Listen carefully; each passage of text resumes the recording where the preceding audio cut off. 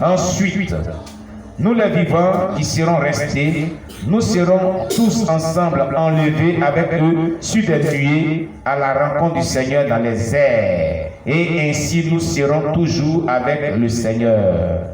Consolez-vous donc les uns les autres par ces paroles. Est-ce que vous comprenez ce qui est dit? C'est moi qui ai écrit ça dans la Bible encore. Voilà ce qui est dit. Ce qui est ici, vous dire là, c'est ça qui est là. Au son d'un archange, le Seigneur va apparaître dans les airs. Et tous ceux qui sont morts en Christ, ils n'ont pas dit en crise, mais en Christ. Ceux qui sont morts en Christ, ça veut dire quoi? Ceux qui sont morts, ils sont morts dans la nouvelle naissance de la sainteté pure, véritable, qui ont marché selon la parole de Dieu, qui sont repentis, sont confessés, repentis de tout péché, toute iniquité, qui ont aimé le Seigneur, qui ont servi le Seigneur, véritablement selon les normes bibliques. Ces personnes ressusciteront premièrement pour aller rencontrer le Seigneur dans les airs. Ils ne seront pas seuls. Ceux qui seront vivants, qui sont chrétiens, qui vivent dans la sainteté permanente, et ils vont aussi être enlevés et ils vont rencontrer le Seigneur dans les airs. Ce n'est pas conte de fées. Ce n'est pas science-fiction. Film de science-fiction, ce n'est pas ça. Mais c'est la vérité divine qui provient de la bouche de l'Éternel. Sache-le. Ce n'est pas rêve. Rêvons sur toi. C'est un cauchemar. Ce n'est pas cauchemar. C'est la vérité. La parole de Dieu. La Bible dit que toute parole est inspirée. Toute parole, toute écriture est inspirée de Dieu. Il est dit dans Nombre 23, verset 19, que non, l'Éternel n'est pas un homme pour mentir, ni fils de l'homme pour se repentir. Ce que tu as dit ne le fera-t-il pas? Ce que tu as déclaré ne l'exécutera-t-il pas? Ce qu'il a dit ici, là, il va l'exécuter. Il n'est pas un homme pour mentir, ni fils de l'homme pour se repentir. La Bible dit dans le Psaume que le fondement de ta parole est la vérité. Donc la parole de Dieu là, est la vérité. Ce n'est pas un mensonge. Ne vous détrompez pas. Alléluia. Je dis Alléluia. Oui. Oui. Amen. Vrai, amen. Mais c'est la carte de vrai, amen. Là, nous aussi, on sera content qu'on sera avec toi là-bas. Mon ami Tano, qui est décédé, pasteur Tano, il était chrétien. Chrétien. Il dit, un chrétien qui n'était pas vraiment bien dans la foi chrétienne. Il dit, il a fait un son, il y a eu l'enlèvement. Quand il y a eu l'enlèvement, au départ, il est monté aussi. Il est monté aussi. Il est monté aussi. Il dit, je suis enlevé aussi. Hey! Quelle joie! C'est comme ça que d'autres voix se puis seront dessus. Alors, il dit, arrivé à ce moment, au beau milieu du ciel de l'enlèvement, il regarde dans sa main, il y a un gros poste radio. Il regarde ici, il y a un gros poste radio. Et puis c'est lourd, et puis il commence à descendre. Où c'est quitté? On dit, tu aimais les champs païens. Tu vas aller descendre ça sur la terre, tu vas continuer dans les champs païens. Tu aimais les champs païens, non? Donc, poste radio qui est dans ta main là, tu jouais les champs païens. Descends. Ceux qui montent, ils n'ont pas poste radio. Au ciel, il n'y a pas poste radio là-bas. C'est des gens qui louent le Seigneur. Descends, tu vas louer toi, ton Dieu. Vous riez, on acclame le Seigneur Jésus-Christ. Alléluia. Oui. Oui. Donc, chant païen là, c'est diabolique. Vous chantez, vous dansez Mapuka. Comment quelle chanson qu'on danse et puis c'est les fesses des femmes, on regarde sur on roule les fesses. Mais les fesses là c'est séduisant. J'étais allé quelque part, ils ont mis cet artiste mondain païen, diabolique, qui a des pactes sataniques avec la sirène des eaux de Satan lui-même. Mais oui. L'artiste ivoirien, mais oui. Un grand satanique de haut rang. Ils ont mis, vous savez, souvent on met dans les halls d'attente là, des télévisions, écrans plasma, puis on joue la musique. Comme c'est des païens. Depuis pendant près de combien de temps on était là, c'est Mewé qui chantait seulement. Mais tout ce qu'il chante là, c'est les rouler les fesses seulement. Il n'y a pas quelque chose d'autre dedans. Comment quelqu'un peut chanter chanson, puis c'est les fesses des femmes qu'on doit rouler. Tout, vous n'avez pas remarqué? Si ce n'est pas ça, il parle des génies qui vous parlent. Mais c'est ce qu'il fait là qui vous montre. Il envoûte les gens avec cela. Hein? Il finit par des folies. Il va mettre folie en vous. Les génies vous parlent. Il fait la promotion des génies, la louange des génies, les éloges des génies pour danser. Donc vous serez infecté par des démons.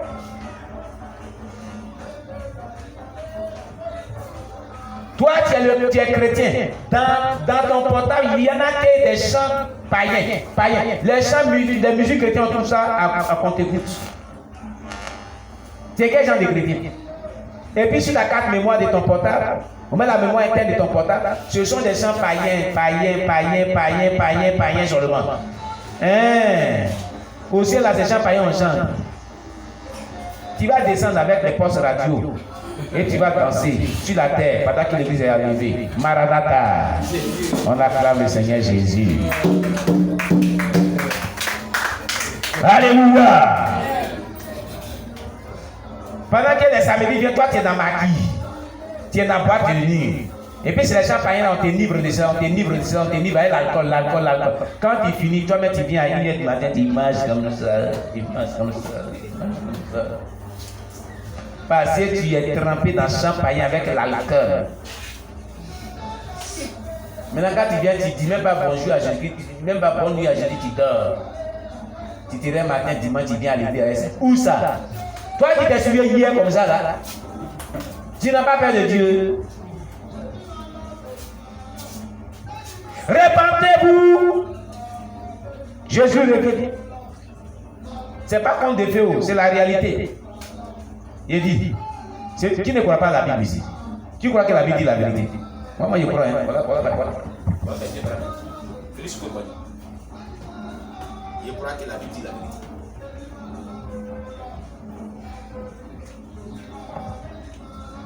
Qui croit, levez-les-toi. Qui croit que la Bible dit la vérité? La Bible c'est la parole de Dieu. Hein, vous croyez aussi? Il y a cru qu'il y a d'autres qui ne croyaient pas parmi nous. Hein? Ah bon? C'est vrai même. La seule c'est vrai. Ah donc, tout le monde croit que la Bible est la vérité. Mais qui aime la vérité? Mais là, les gens sont aussi comme moi. Quels sont ceux qui aiment la vérité? D'accord. Maintenant, qui aime vivre selon la vérité? Qui vit maintenant selon cette vérité? Il n'y a plus de doigts qui lèvent. Chrétien d'aujourd'hui, on peut tuer. On a commencé ensemble. Arrivé devant maintenant, les doigts ne se lèvent plus. Vous aimez la vérité, mais vous ne dites pas sur la vérité. Il y a un problème. Alléluia. Alléluia. Dieu nous bénit. Alors, chers bien-aimés, l'enlèvement était un mystère caché aux saints et aux prophètes de l'Ancien Testament. Dieu a mis en exergue ce grand événement de deux façons différentes dans les Écritures pour nous attester de sa véracité.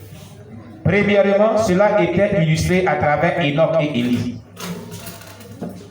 Deux saints qui, sans avoir connu la mort, furent transformés en un moment donné et enlevés dans les airs. Vous voyez? C'était un mystère caché aux yeux des gens. Mais Dieu en a donné la preuve pour dire que c'est ce qu'il va faire à la fin des temps. Il a permis que deux personnes vivent cela sur la terre. Pour que nous puissions croire que ce qu'on dit là, c'est la vérité. Ce que la Bible dit là, c'est la vérité. Deux hommes de Dieu ont vécu l'enlèvement. Enoch et puis le prophète Élie. Ils sont la preuve de ce que nous disons. C'est que Dieu est en train de nous annoncer pour dire que cela est vrai. Deux personnages bibliques, Dieu a fait expressément pour les faire vivre l'enlèvement, pour que nous croyions que ce qu'il nous promet là, L'enlèvement de l'église est réel et est la vérité. Vous n'êtes pas que tu doutes de cela. Même si les païens doutent de cela, toi tu ne dois pas douter de cela. Et pour cela, tu dois t'apprêter, te préparer. Genèse chapitre 5, verset 24. 2 Rois chapitre 2, verset 11 à 12. Nous allons prendre Genèse chapitre 5, verset 24 pour voir l'enlèvement de l'église. Genèse. De la même manière que ce personnage biblique du nom d'Enoch fut enlevé et n'a pas connu la mort, c'était un message fort que Dieu nous donnait pour dire que l'enlèvement est la vérité, que je vais le faire à la fin des temps. Genèse chapitre 5, verset 24. Qu'est-ce qu'il est dit? Il est dit, Enoch marcha avec Dieu, puis il ne fut plus, parce que Dieu le prit. Vous comprenez? Alléluia. Il marcha avec Dieu. Il ne fut plus, parce que Dieu l'a pris, Dieu l'a enlevé. Il n'a pas connu la mort. Il n'a pas connu la tombe, on ne l'a pas enterré. Il a été enlevé. Dieu l'a pris pour l'enlever de la terre. Enoch, il a marché avec Dieu. Il n'a pas connu la tombe. Il n'a pas pris son cadavre. Funérailles.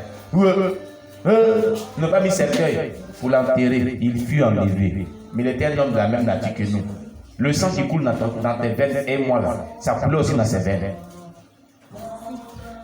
Mais la Bible déclare qu'il marcha avec Dieu. Veux-tu être enlevé? Marche avec Dieu.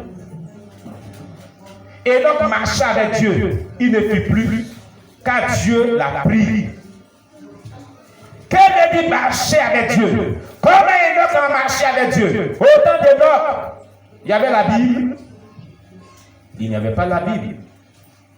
Enoch marchait avec Dieu, ça veut dire qu'il marchait selon les instructions que lui disait l'Éternel, qui est le Saint-Esprit aujourd'hui. Il ne faisait pas ce que le Saint-Esprit ne lui disait pas. Il faisait tout ce que le Saint-Esprit disait. Il ne faisait rien sans consulter le Saint-Esprit.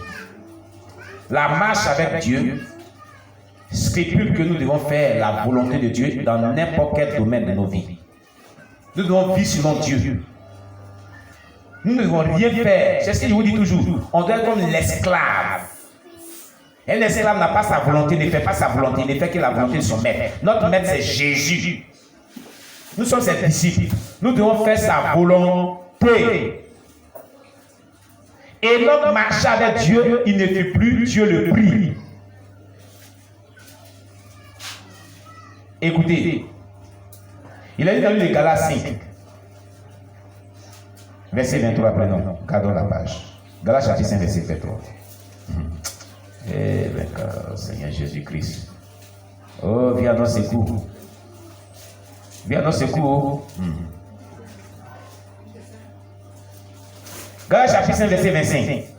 Il a dit, si nous vivons par l'esprit, marchons aussi selon l'esprit. Et donc à marcher selon l'esprit parce qu'il vivait par l'esprit de Dieu.